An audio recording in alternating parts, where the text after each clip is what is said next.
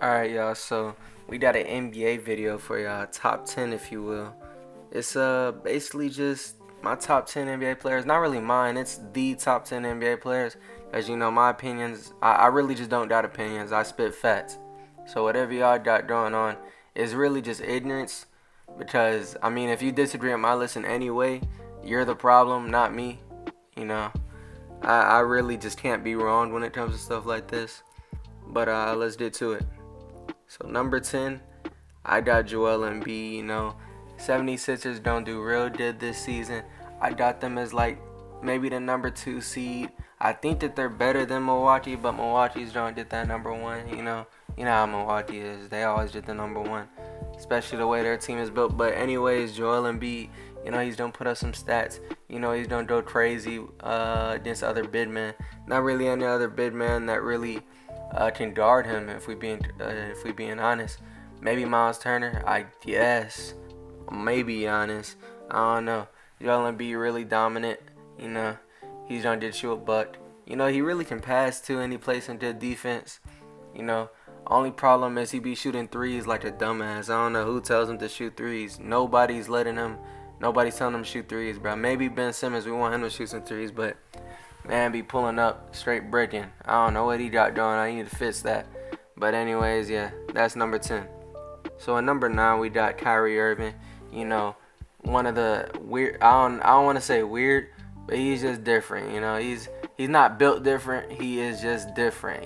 If you go on his IG, he thinks he's Illuminati. I don't know what he got going on sometimes, but Kyrie Irving, he one of the best ball handlers, definitely best ball handler in the league, right in front of Curry.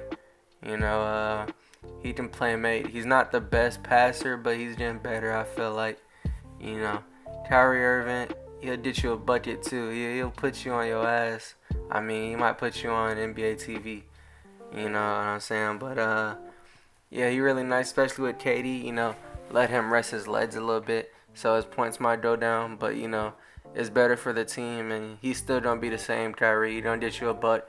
He might toss some arguments in the locker room, but they'll be debating whether the earth is flat or not. That might cause some teammate chemistry issues. That's what I really think ruins the Celtics, was him and his dumbass takes. But let's get to number 8. So number 8, I got KD. Kyrie's teammate. Obviously, the better teammate. It's really wild how Kyrie wanted to leave just to end up with another player that's just better than him. He's just a number 2 option if we keeping it a buck.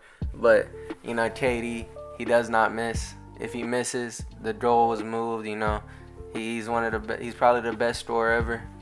Yeah, scorer ever. Not best driver, but best scorer.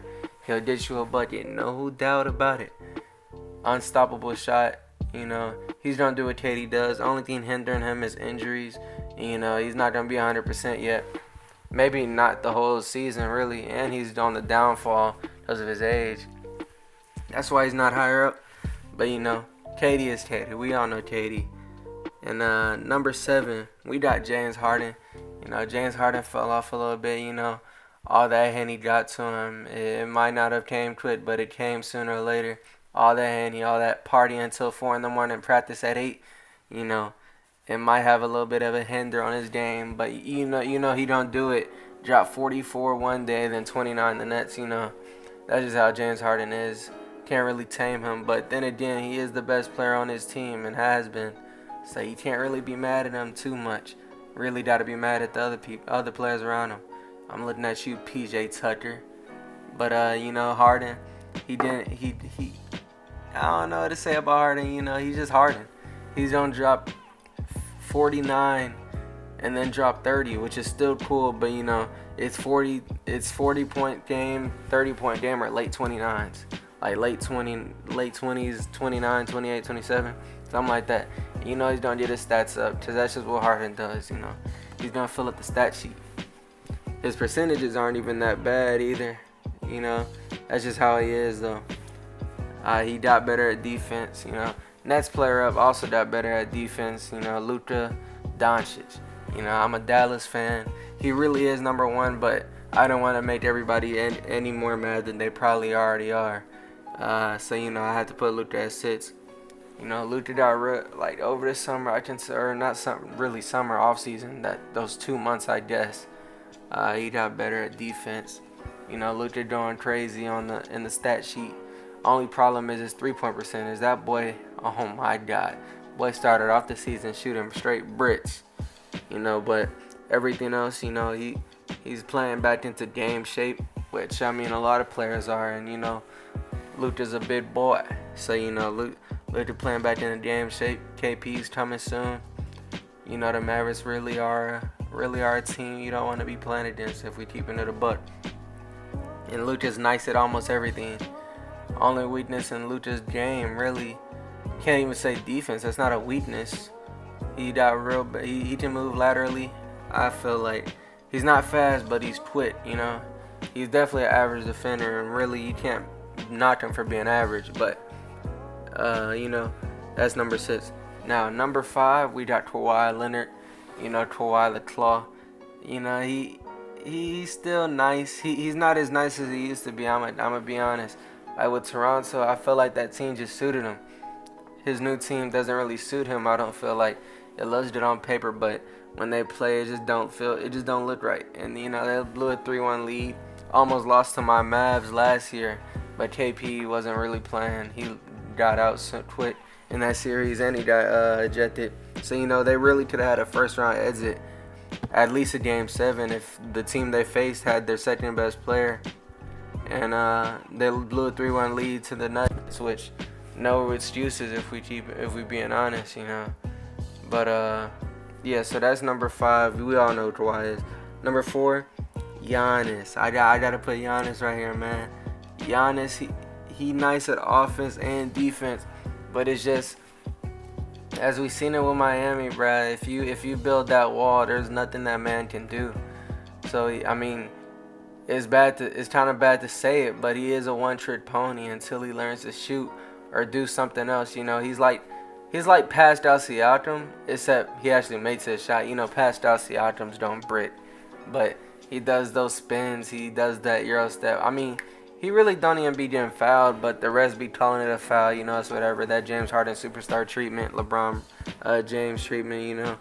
Giannis don't be honest. He always don't be good at defense.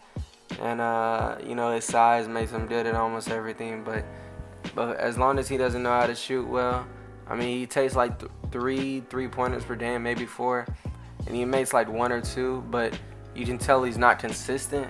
He just makes the wide open ones. Just people would rather him shoot a 3 than drive to the lane and get an easy 2 points. But yeah, anyways, that's Giannis, number 4.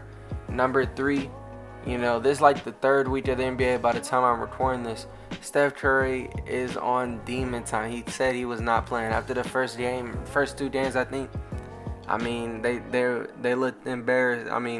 Everybody was clowning the Warriors on IG and Twitter. He had to clap back. Boy was dropping crazy points, looking like Damian Lillard last year. But that's just Curry, man. You gotta just, you can't count him out, really. He's still nice. He's still nice even without Clay or KD. People can't forget that. He's not that bad at defense either. He's small. He's he's really good for his size at defense too. So he can guard other point guards, really. Not really too many weaknesses to Curry except I guess in the paint. But even then he can drive on you. He's like Kyrie when it comes to his layups. And can't really point out too many things wrong with Curry. But that's number 3. Let's get to number 2. We got that nigga AD. Anthony Davis, the unibrow, bruh.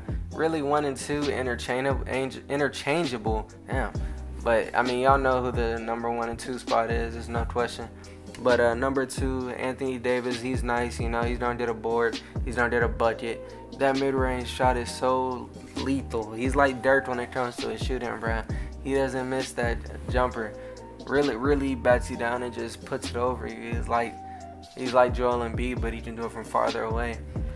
He's really unstoppable. Not too many people in the league can really handle AD. You need a really tall dude or someone, a freak of nature like Giannis to guard him.